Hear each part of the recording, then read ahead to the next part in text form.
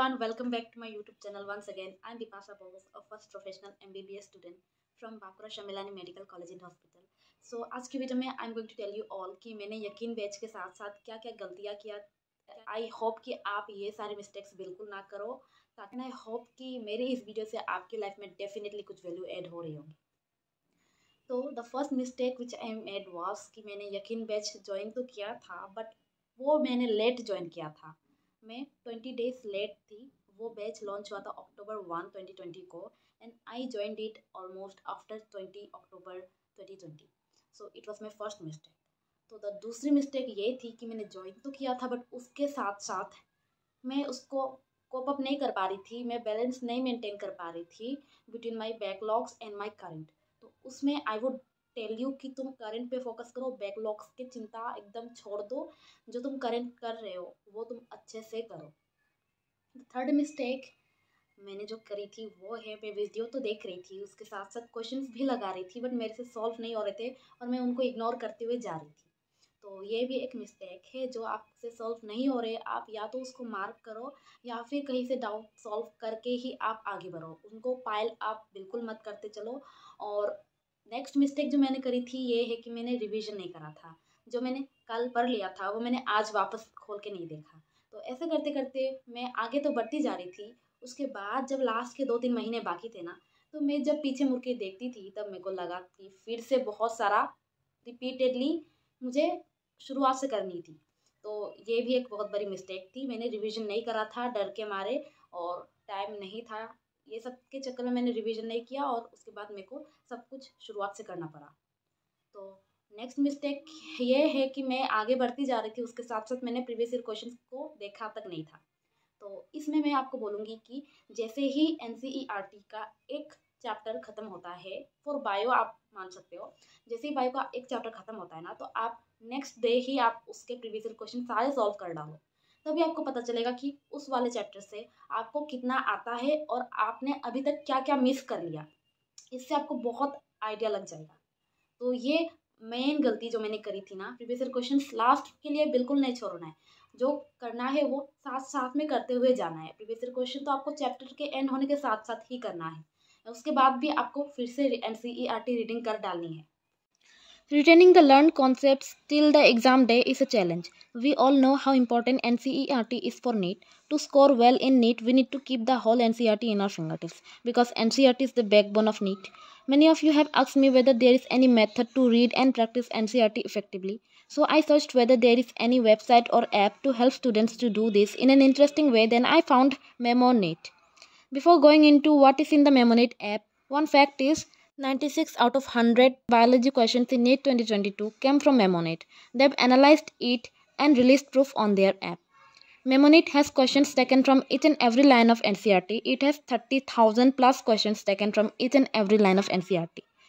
In MemoNet, every formula or reaction is taken and framed as questions in 3 formats. First, you will see it as flashcards to help you read and memorize it. Then you have to match the elements with the right expansion. This helps you understand the meaning, and then you have to figure out the right equation from a group of jumbled words. The jumbled word questions and drag and drop questions, match type questions will make the MCQ practice interesting and highly interactive. MemoNet also has an I repeat technology. So if you study a question, it will ring notification for you to practice the same question on first day, third day and fifth day, eighth day in a spaced repetition manner to reduce the burden for revision. And if you study a question and get it wrong while revising, it comes most of the time repeated until you get it right a couple of times. MemoNet helps students to retain memory using fun and interactive way of learning like podcasts, crosswords, puzzles and memes. MemoNet test series is 100% NCERT based. It's best to test your knowledge and revise chapters. You can solve subject-wise and full-length test series. 3 lakh plus students downloaded and have practiced more than 20 million questions in MemoNet. So if you are a person who is lazy or bored to practice NCERT, this is the app for you. Use my code BIPASA300 to get an 300 off. तो next mistake जो मैंने करी थी, ये कह सकते हो कि मेरी सबसे शुरुआत से ही मिस्टेक्स थी, ये है कि मैंने अपना स्लीप साइकिल सुधारा हुआ नहीं था। तो मैं रात को 2-3 बजे तक भी मैं कर लेती थी अपना पढ़ाई, क्योंकि बहुत सारे काम थे लाइक बहुत सारा मुझे करना पड़ता था कंप्लीट। तो उस चक्कर में रात के 2-3 बज जाते थे। तो फिर मैं क्या करती थी, मैं सुबह बिल्कुल नहीं उठ पाती थी। मैं 9 बजे उठ भी जाती थी तो मैं फिर से सोने का ट्राई करती थी। मेरे को 12 बजे तक तो बिल्कुल नींद आते ही रहता था, आते ही रहता था। फिर शाम को ही मेरा पीक टाइम शुरू होता था। तो मैंने ये रियलाइज़ करा कि 10 बजे से 11 बजे तक, लास्ट रात के जो 10 बजे से मेरा पीक टाइम शुरू होता है, उसी पे मेरी प्रोडक्टिविटी मैक्सिमम होती है। तो फिर मैंने ये चीज़ रियलाइज़ करा। उसके बाद लास्ट के 2-3 महीने में मैंने ये चीज़ सुधार लिया। मैंने डिसाइड किया कि जुलाई आ चुका है, सितंबर से एग्ज़ाम है, सितंबर को एग्ज़ाम है, तो मेरे को अभी अपना स्लीप साइकिल ठीक करना है। रात के जैसे 12 बजे तो मैं बेड पे होंगी। भले नेक्स्ट डे कितना भी बड़ा टेस्ट हो, मेरा कितना भी सिलेबस बचा हुआ हो, मैं रात के घड़ी पे 12 बजेंगे और मैं जाऊंगी बेड पे। उसके अलावा मैं और कुछ नहीं करने वाली हूँ। तो नेक्स्ट डे ऐसा करते करते क्या हुआ कि मैं सुबह थोड़ा जल्दी उठने लग गई, और मेरा जो वो था लेथर्जीनेस, वो मेरा ख़त्म होता चला गया, और मैं नीट के आगे आगे तक मैंने अपना सब कुछ सुधार लिया था। तो इस चक्कर में मैंने क्या किया, सुबह को मेरे को टाइम ज़्यादा मिल जाता था, तो उस टाइम को मैं अपना यूटिलाइज कर लेती थी। तो ये चीज़ मैंने अपना सुधार लिया था। तो नेक्स्ट मिस्टेक मैंने करा था वो है कि टेस्ट के मिस्टेक्स को मैंने इग्नोर कर दिया था शुरू में। तो शुरू में करते करते वो क्या हुआ कि वही मिस्टेक्स फिर से टेस्ट में रिपीट होने लगे। तो फिर मेरे को बाद में जाके रियलाइज़ होता है कि इनको तो सॉल्व कर लेना चाहिए। और अगर वो चीज़ मैंने पहले ही सॉल्व कर लिया होता तो मेरे को अभी समझने में उतना टाइम नहीं लगता। तो चूंकि मैंने पहले इग्नोर ही कर दिया था, तो अभी मेरे को वो क्वेश्चन रिपीटेडली समझना भी पड़ेगा, फिर इसको सॉल्व भी करना पड़ेगा। तो डबल डबल काम, इसलिए अच्छा यही होगा कि जो कर रहे हो ना अभी से तुम सॉल्व करते हुए जाओ। पायलअप बिल्कुल मत करो। रिवीजन भी भले तुमको बस 10 मिनट ही करो, पर कुछ रिवाइज करके ही तुम सोना रात को।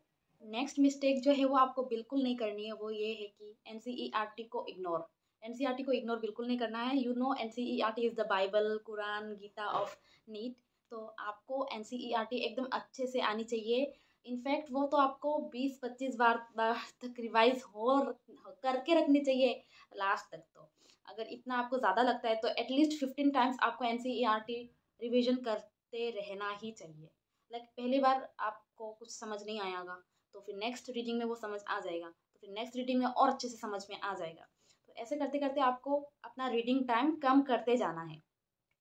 तो इसमें क्या मिस्टेक कर सकते हो आप कि फ्लो फ्लो चार्ट, डायग्राम, ये सब आप मिस कर सकते हो। तो डायग्राम आपको बिल्कुल मिस नहीं करनी है। एज इट इज़ डायग्राम आपको नीट के क्वेश्चन पेपर में मिल जाएगा। तो आप डायग्राम्स की जो लेबलिंग होती है ना, वो आप एकदम एनसीईआरटी से मैच करके ही जाना, क्योंकि आप पढ़ोगे कहीं और से, उसके बाद आ जाएगा एनसीईआरटी के डायग्राम्स, तो आपको फिर दुख लगेगा। तो एनसीईआरटी ही पूरी अच्छे से आपको करनी है। कभी कभी तो एनसीईआरटी का बहुत इजी डायग्राम आ जाता है, और कभी कभी बहुत छोटा सा डायग्राम आता है जो आपको लगता भी नहीं है कि हाँ ये आ भी सकता था कभी। तो इनऑर्गेनिक, ऑर्गेनिक, ये सब में भी आप जो भी फ्लो चार्ट वगैरह है आप अच्छे से देख के जाओ। मैंने मॉड्यूल्स के पीछे बहुत भागा भागी कर लिया था। एट द एंड मेरे को जाके ये रियलाइज़ होता है कि कोई भी एक मॉड्यूल सॉल्व करो, it will be enough. And उसके साथ साथ आपको प्रीवियस ईयर क्वेश्चंस में कमांड तो बिल्कुल आना ही चाहिए। तो कुछ भी करो, लास्ट में जाके तुम 2-3 महीने में तुम सिर्फ और सिर्फ प्रीवियस ईयर क्वेश्चन ही कर रहे होगे। तो इसलिए अच्छा है ना कि शुरुआत से ही हो, उसके बाद जब आप लास्ट में करोगे तो वो आपका रिवाइज हो रहा होगा। तो ऐसा नहीं होना चाहिए कि आप पहली बार प्रीवियस ईयर क्वेश्चन देख रहे होगे। तो आपको प्रीवियस ईयर क्वेश्चन शुरुआत से ही करनी चाहिए, एट द एंड जाके वो नहीं करना चाहिए। एंड अगर आपका अब तक कुछ भी नहीं हुआ है ना, तो फिर भी आई वुड टेल यू कि तुम्हें क्या करना है। तुम्हें एनसीईआरटी करनी है, प्रीवियस ईयर क्वेश्चन करना है, और फॉर्मूला नोट्स करनी चाहिए।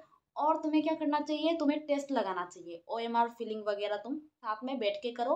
एंड मेरी सबसे बड़ी मिस्टेक जो मैंने नीट के दिन किया था वो ये है कि टाइम मैनेजमेंट। मेरे से टाइम मैनेज नहीं हो पाया था। मेरे को ज़्यादा टाइम लग रहा था एक क्वेश्चन के लिए। तो मैं बोलना चाहूँगी कि तुम ओएमआर शीट लेके बैठो, टाइमर लगा के बैठो। जितना जल्दी हो सके तुम अपना क्वेश्चन सॉल्व कर लो, और ओएमआर शीट भी तुम्हें अच्छे से फिल करनी चाहिए। तो ओएमआर शीट तुम क्वेश्चंस के साथ साथ फिल करते हुए जाओगे या फिर लास्ट में फिल करोगे। तो मैंने ना ऐसा स्ट्रिक्ट रूल नहीं बनाया था कि हमें को पहले ही कर लेना है या फिर पूरा बाद में ही करना है। मेरे को जो जो क्वेश्चन एकदम शॉर्ट शॉर्ट था कि हाँ ये एकदम सही है, तो मैंने उसको एकदम मार्क करते हुए गई मैं। उसके बाद जो जो मेरे को लगा था डाउट है थोड़ा सा, तो मैंने उसको थोड़ा थोड़ा छोड़ दिया और OMR उनके मैंने लास्ट में फिल करा। तो मैंने ना लास्ट में फिल करने के चक्कर में एक दो थोड़ी मिस्टेक्स भी कर दिए थे। 1 का मैंने B कर दिया, 2 का D कर दिया, जबकि इंटरचेंज होना चाहिए था वो चीज़। तो मैंने ये मिस्टेक्स भी कर दिए थे एग्ज़ाम्स के दिन पे। तो आपको OMR शीट लेके टेस्ट देना है, फिर आपको टाइमर लगा के टेस्ट देना चाहिए। और तुम्हें ये भी ध्यान देना चाहिए कि तुम जो अभी टेस्ट दे रहे हो या फिर कुछ भी तुम क्वेश्चन सॉल्व कर रहे हो ना, तुम्हें वो पूरी सॉल्व करके देखना चाहिए। लाइक तुम कोई कैलकुलेशन वाला क्वेश्चन है जो तुम आधा करके ही चले जा रहे हो, ऐसा नहीं होना चाहिए, क्योंकि एग्जाम के दिन पे तुम्हें वहाँ पे पूरी सॉल्व करना होगा। और अगर तुम्हारा वो प्रैक्टिस ना बना रहे तो फिर तुम एग्जाम के दिन पे जाके गलती करने वाले हो। तो कुछ कुछ क्वेश्चंस ऐसे आते हैं कि बहुत इजी होता है, बट उसमें कैलकुलेशन बहुत लेंथी होता है। वो लोग जानबूझ के 2-3 क्वेश्चन ऐसा डालने वाले हैं कि जिसमें क्वेश्चन तो इजी होगा बट कैलकुलेशन लेंथी होगा। तुम उसमें कंफ्यूज मत हो जाना। तुम्हें अगर नहीं कर पा रहे हो तो फिर तुम आगे बढ़ जाना। और कुछ कुछ क्वेश्चंस तो इतना तुम्हें वो लंबा चौड़ा बना के देंगे, तुम कंफ्यूज हो जाओगे, बट उसका आंसर इजी होगा। तो ध्यान रखना, ऐसे तुम मिस्टेक कर सकते हो एग्जाम के दिन पे। और पूरे क्वेश्चन पेपर को अच्छे से पढ़ना, और नोट को तुम इग्नोर कर जाओगे, फिर एक्सेप्ट दिस, ऐसे वाले क्वेश्चंस में तुम गलती कर सकते हो। तो be careful for this type of questions. ये मिस्टेक बिल्कुल भी मत करना कि तुम अपने आप को किसी और से कंपेयर कर रहे हो। बस तुझे ये ध्यान रखना चाहिए कि तुम अपने आप को अपने पिछले वाले वर्जन के साथ कंपेयर कर रहे हो, कि लाइक आज तुम जो भी हो कल तुम उससे बेटर कर रहे हो। इसी चीज़ को तुम नोटिस करते रहो और अपने आप को इम्प्रूव करते रहो। डेली डेली सीखते रहो, डेली प्रोग्रेस करते रहो। एंड मार्क्स को लेके बिल्कुल टेंशन नहीं लेनी है। मेरे को बहुत गंदे गंदे मार्क्स आते थे, तो फिर भी मैंने वो सब इग्नोर किया, क्योंकि मेरे को टेस्ट में ज़्यादा स्कोर नहीं करना था, मेरे को नीट में स्कोर करना था। तो ये बात का ध्यान रखना। और आई होप कि तुम्हारा नीट का प्रिपरेशन बहुत अच्छा चल रहा हो, एंड तुम्हारा नीट का एग्ज़ाम बहुत बहुत अच्छा जाएगा। सो प्रिपरेशन करते रहो अच्छे से, पॉजिटिव एनर्जी के साथ अपने आप को डेली मोटिवेट करते रहो। That was it for today's video. I hope you guys have gain some help. So मिलते हैं नेक्स्ट वीडियो में। Till then take care, bye bye, see ya, have a very very very great day and happy preparation.